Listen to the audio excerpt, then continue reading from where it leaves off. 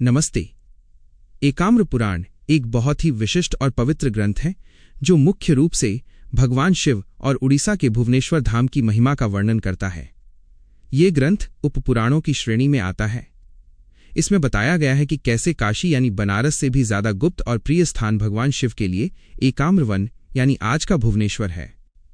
नमस्ते दोस्तों, हमारे चैनल पे आपका बहुत बहुत स्वागत है। भारत में भगवान शिव के कई धाम हैं। हम काशी की बात करते हैं, हम केदारनाथ की बात करते हैं और हम रामेश्वरम की बात करते हैं, लेकिन एक धाम ऐसा है जिसे भगवान शिव ने स्वयं काशी से भी ज्यादा गुप्त और पवित्र बताया है। वो स्थान है एकाम्र क्षेत्र, जिसे आज हम भुवनेश्वर के नाम से जानते हैं। इस स्थान की महिमा जिस ग्रंथ में गाई गई है उसका नाम है एकाम्र पुराण। आज के वीडियो में हम इसी दुर्लभ ग्रंथ के पन्ने पलटेंगे। यह ग्रंथ उड़ीसा की संस्कृति और शैव परंपरा का आधार है। इसमें बताया गया है कि कैसे देवी पार्वती ने यहाँ तपस्या की, कैसे भगवान शिव ने यहाँ अपना निवास बनाया और कैसे यहाँ के प्रसिद्ध बिंदुसागर तालाब का निर्माण हुआ। एकाम्र का अर्थ होता है एक आम का पेड़। क्या आप जानते हैं कि एक आम के पेड़ के कारण इस जगह का नाम एकाम्र पड़ा? क्या है वो रहस्य? आइए जानते हैं इस अद्भुत यात्रा में। भाग 2, सनत कुमार और ऋषियों का संवाद। इस पुराण की शुरुआत एक प्रश्न से होती है। नैमिषारण्य के पवित्र वन में कई ऋषि मुनि तपस्या कर रहे थे। वहां महर्षि व्यास के शिष्य सूत जी पहुंचते हैं। ऋषियों ने उनसे पूछा कि हे महात्मन, हमने सुना है कि पृथ्वी पर एक ऐसा शिव क्षेत्र है जो पापों का नाश करने वाला है और जहां साक्षात महादेव निवास करते हैं। कृपया हमें उस क्षेत्र के बारे में बताएं। तब सूत जी ने उन्हें वो कथा सुनाई जो पहले सनत कुमार ने मार्कंडेय ऋषि को सुनाई थी। सूत जी बताते हैं कि एक बार कैलाश पर्वत पर माता पार्वती ने भगवान शिव से एकांत में पूछा, हे प्रभु, आप तो पूरी दुनिया में व्याप्त हैं, लेकिन पृथ्वी पर आपको सबसे प्रिय स्थान कौन सा है जहां रहकर भक्त आपको आसानी से पा सके? तब भगवान शिव मुस्कुराए और बोले, हे देवी, वैसे तो काशी मुझे बहुत प्रिय है, लेकिन उत्कल प्रदेश यानी उड़ीसा में एक स्थान है जो मुझे काशी से भी अधिक प्रिय है। वो स्थान इतना गुप्त है कि देवता भी उसे आसानी से नहीं देख पाते। उस स्थान का नाम एकाम्र वन है। भाग 3, एकाम्र वन और आम के पेड़ का रहस्य। भगवान शिव बताते हैं कि सतयुग में वो स्थान एक बहुत घने जंगल के रूप में था। उस जंगल के बीचों बीच एक बहुत विशाल आम का पेड़ था। वो कोई साधारण आम का पेड़ नहीं था, वो कल्प वृक्ष जैसा था। उसके फल अमृत के समान थे और उसकी छाया में बैठने से जन्मों की थकान मिट जाती थी। भगवान शिव ने कहा कि हे पार्वती, उस एक आम के पेड़ के नीचे मैंने युगों तक तपस्या की है, इसलिए उस जगह का नाम एकाम्र पड़ा। भगवान शिव की यह बात सुनकर माता पार्वती के मन में उस जगह को देखने की इच्छा जाग उठी। उन्होंने शिवजी से आज्ञा ली और वो उस गुप्त वन की ओर चल पड़ी। भाग 4, माता पार्वती का आगमन और गोपालुनी रूप। एकाम्र पुराण का ये सबसे सुंदर हिस्सा है। माता पार्वती जब भुवनेश्वर यानी एकाम्र वन में पहुंची तो वहां की सुंदरता देखकर मंत्रमुग्ध हो गईं। चारों तरफ फूल खिले थे और पक्षी चहक रहे थे। लेकिन इस वन में रहने के लिए और यहाँ की परीक्षा लेने के लिए माता पार्वती ने अपना रूप बदल लिया। उन्होंने एक गोपालुनी यानी ग्वालन का रूप धारण किया।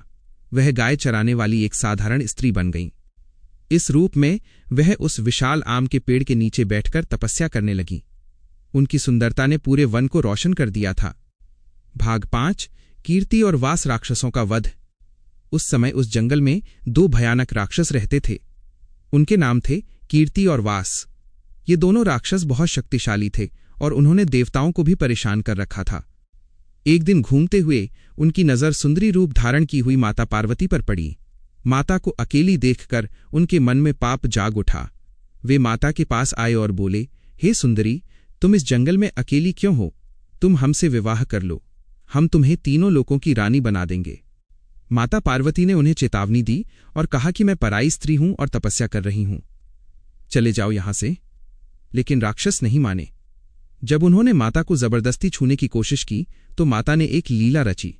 माता बोली, ठीक है, मैं तुम दोनों में से जो सबसे ज्यादा ताकतवर होगा उससे विचार करूंगी, लेकिन पहले मुझे अपने कंधों पर उठाकर दिखाओ। दोनों राक्षस खुशी खुशी तैयार हो गए। माता ने अपने दोनों पैर उन दोनों राक्षसों के कंधों पर रखे। जैसे ही माता ने पैर रखे, उनका वजन पहाड़ से भी ज्यादा भारी हो गया। वो तो जगदम्बा थीं, उनका भार वे राक्षस सह नहीं पाए। माता ने अपने पैरों से दबाकर उन दोनों राक्षसों का वध कर दिया। एकाम्र पुराण के अनुसार जहां उन राक्षसों का वध हुआ वो जगह आज भी भुवनेश्वर में देवी पाधारा के नाम से जानी जाती है। भाग 6 बिंदुसागर तालाब की उत्पत्ति। राक्षसों को मारने के बाद माता पार्वती को बहुत थकान महसूस हुई और उन्हें प्यास लगी। उस जंगल में कहीं पानी नहीं था। उन्होंने भगवान शिव का स्मरण किया। भगवान शिव तुरंत वहां प्रकट हुए। माता ने उनसे कहा कि प्रभु, मुझे प्यास लगी है और इन राक्षसों को मारने के बाद मुझे शुद्धि के लिए स्नान करना है। भगवान शिव ने अपना त्रिशूल उठाया और जोर से जमीन पर मारा। त्रिशूल लगते ही पाताल से भोगवती गंगा की धारा फूट पड़ी। लेकिन भगवान शिव इतने से संतुष्ट नहीं हुए। उन्होंने पृथ्वी के सभी पवित्र तीर्थों, नदियों और समुद्रों को बुलाया। गंगा, यमुना, सरस्वती, गोदावरी, कावेरी सभी नदियां और 7 समुद्र वहां प्रकट हुए। भगवान शिव ने सबसे कहा कि आप सब अपनी अपनी एक एक बूंद जल यहां प्रदान करें। सभी तीर्थों ने अपनी बूंदें दी। उन करोड़ों बूंदों से एक विशाल तालाब बन गया। क्योंकि ये बूंदों से बना था इसलिए इसका नाम बिंदुसागर पड़ा। एकाम्र पुराण कहता है कि बिंदुसागर में स्नान करने से वही फल मिलता है जो चारों धाम की यात्रा करने से मिलता है, क्योंकि इसमें सारे तीर्थों का पानी मिला हुआ है। भाग 7 भगवान लिंगराज का प्राकट्य। इसके बाद भगवान शिव ने माता पार्वती से कहा कि अब मैं भी यहीं निवास करूंगा। भगवान शिव यहां एक स्वयंभू लिंग के रूप में प्रकट हुए। इस लिंग को त्रिभुवनेश्वर या लिंगराज कहा गया। लिंगराज का स्वरूप भुवनेश्वर के लिंगराज मंदिर की एक खास बात है जो इसे बाकी शिव मंदिरों से अलग बनाती है।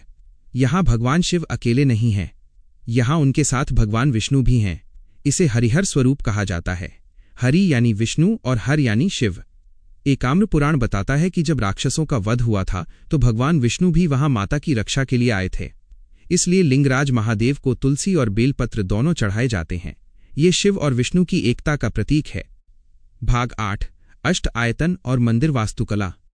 एकाम्र पुराण में मंदिर के निर्माण और उसके आसपास के तीर्थों का बहुत विस्तार से वर्णन है। ग्रंथ बताता है कि मुख्य मंदिर के चारों ओर 8 और छोटे मंदिर होने चाहिए जिन्हें अष्ट आयतन कहते हैं। ग्रंथ में भुवनेश्वर को एक चक्र के रूप में बताया गया है। इसके केंद्र में लिंगराज मंदिर है। इसके चारों ओर 8 चंडी देवियां रक्षा करती हैं। 8 शंभू यानी 8 शिव मंदिर अलग अलग दिशाओं में हैं। यह पूरा क्षेत्र एक यंत्र की तरह काम करता है।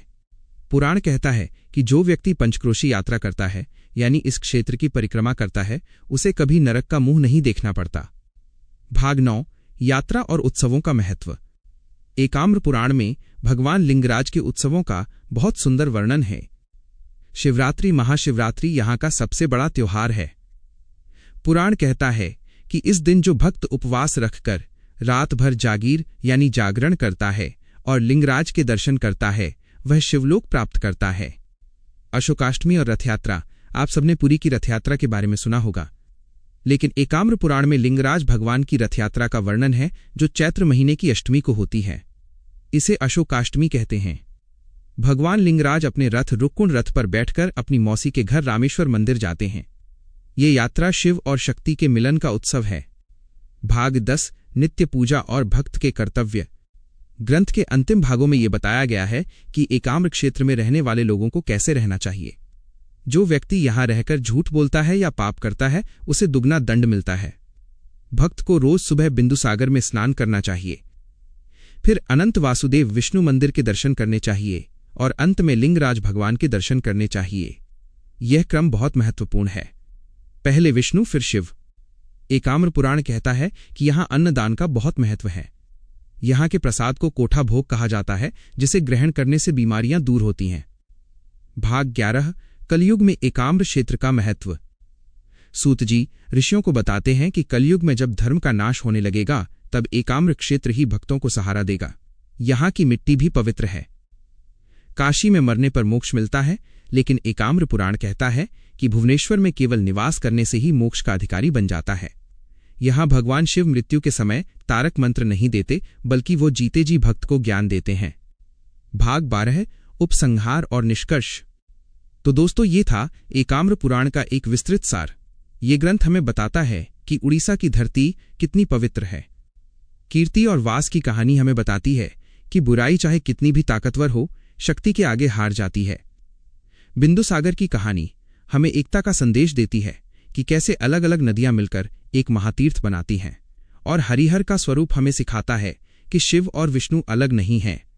अगर आप कभी उड़ीसा जाएं तो भुवनेश्वर के लिंगराज मंदिर और बिंदुसागर जरूर जाएं। वहां की हवा में आज भी एकाम्र पुराण की कथाएं गूंजती हैं।